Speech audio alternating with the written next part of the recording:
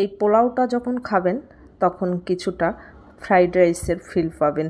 সুপ্রিয় দর্শক, দূরের এবং কাছের যে যেখান থেকে দেখছেন সবাইকে আসসালামু আলাইকুম। আশা করি সবাই ভালো আছেন। আজ আমি আপনাদেরকে তৈরি করে দেখাবো খুব সহজভাবে একেবারে পারফেক্ট ঝরঝরে সাদা পোলাও। আপনারা যারা ব্যাচেলার ভাই আপু এবং নতুন রাঁধুনি আছেন, যাদের পোলাও একেবারে ঝরঝরে হয় না, তাদের জন্য আজকের এই রেসিপিটা আশা করি আপনাদের ভালো লাগবে এবং উপকারে আসবে।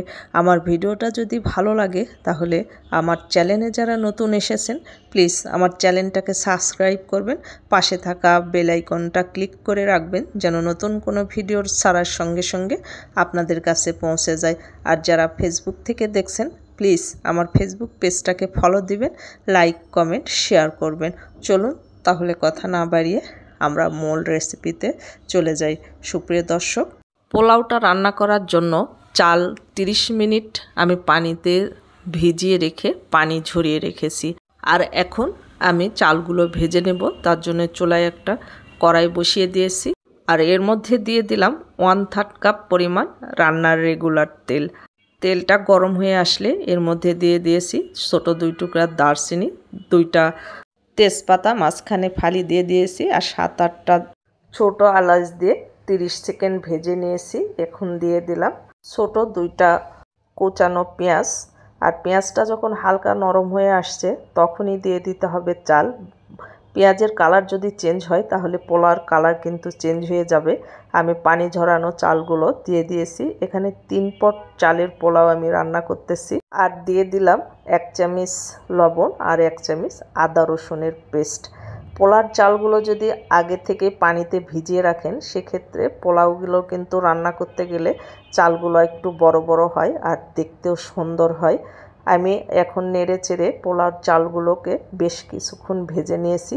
দেখতে পাচ্ছেন আমার চালগুলো একেবারে আঠালো টাইপের হয়ে গেছে। এর চেয়ে আর বেশি ভাজার দরকার নেই। আমি আগে থেকেই পানি গরম করে রেখেছি। 3 পট চালের জন্য 6 পট পানি আমি গরম করে রেখেছিলাম। আর এই পানি আমি পুরোপুরি দেইনি, প্রায় হাফ কাপের একটু বেশি পানি আমি রেখে দিয়েছি, কারণ সব চালে একই রকম পানি লাগে না, কোনো চালে বেশি লাগে আবার কোনো চালে কম লাগে। আমি ঢাকনা দিয়ে ঢেকে নেড়ে চেড়ে পানি টেনে আসা পর্যন্ত রান্না করে নিয়েছি। আপনারা যখন রান্না করতে যাবেন তখন অবশ্যই পানি একটু চালের থেকে কম দিবেন, তাহলে পোলাটা নরম হবে না আর ঝরঝরে হবে। আর এখন আমি চুলার জালটা একেবারে লো করে দিয়ে এর উপরে দিয়ে দিলাম 2 টেবিল চামচ পরিমাণ ঘি। আর গ্রেট করে নিয়েছি একটা ছোট সাইজ গাজর। এই গাজরটা যখন দিবেন আর খেতে যাবেন তখন একটা ফ্রাইড রাইসের ফিল পাবেন আপনারা, আর খেতে অসাধারণ লাগে। আপনারা যদি চান এর উপরে মটরশুঁটিও দিতে পারেন, আর যদি না দিতে চান তাহলে স্কিপ করবেন আর বাদবাকি সবগুলো অ্যাড করবেন। দেখবেন কতটা পোলাও টেস্টি আর ঝরঝরে একেবারে পারফেক্ট। আমি আবারও ঢাকনা দিয়ে ঢেকে 5 মিনিট রান্না করে নিয়েছি। দেখুন আমার পোলাওটা একেবারে রান্না করা শেষ হয়ে গেছে। আমি একটু আপনাদেরকে দেখাই যে কতটা ঝরঝরে আর পারফেক্ট হয়েছে। আমি সার্ভিং ডিশে ঠান্ডা করে তারপর আপনাদের কাছে সার্ভ করতেছি। দেখেন কতটা ঝরঝরে আর কতটা পারফেক্ট হয়েছে। আমার এই পোলাওগুলো খেতে কিন্তু অসাধারণ হয়। একদিন হলেও আপনারা বাসায় ট্রাই করবেন, ট্রাই করে কমেন্টে আমাকে জানাবেন যে আপনাদের কাছে কেমন লেগেছে। আশা করি ভালো লাগবে। আর ভিডিওটা যদি ভালো লাগে তাহলে প্লিজ একটা শেয়ার করে দিবেন। আপনাদের একটা শেয়ার আমাকে অনেক দূরে এগিয়ে নিয়ে যেতে সাহায্য করবে। আর আমার জন্য দোয়া করবেন। আপনাদের সকলের সুস্বাস্থ্য এবং মঙ্গল জীবন কামনা করে আজকের মতো ভিডিওটা এখানেই শেষ করছি।